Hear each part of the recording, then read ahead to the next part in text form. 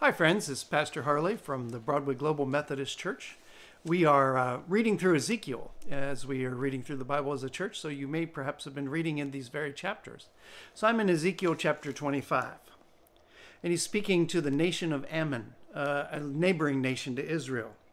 And it says, verse 6, "For thus says the Lord God, because you have clapped your hands and stamped your feet and rejoiced with all the malice within your soul against the land of Israel, therefore, behold, I have stretched out my hand against you, and will hand you over as plunder to the nations, and I will cut you off from the peoples, and will make you perish out of the countries.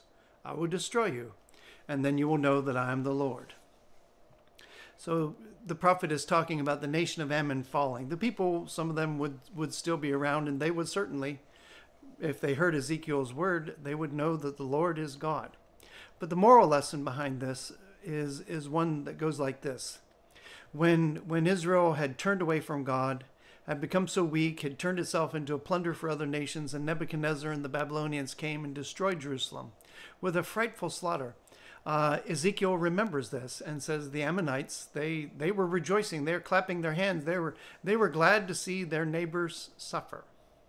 So take the moral lesson. We do not rejoice in the judgment that falls on anybody. We don't rejoice in the suffering of anybody else.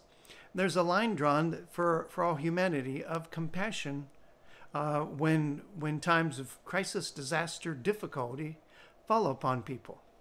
So we're allowed, even as we think of the larger questions of the Lord's hand on the fate of nations and all that he was doing in Israel going off into captivity and then returning, and the prophet Ezekiel hearing from God even in their captivity, there's a lesson to be taken away.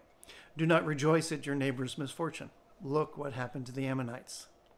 Be blessed today as you strive to present the image of God in your life and Jesus' love in your life today. Be blessed.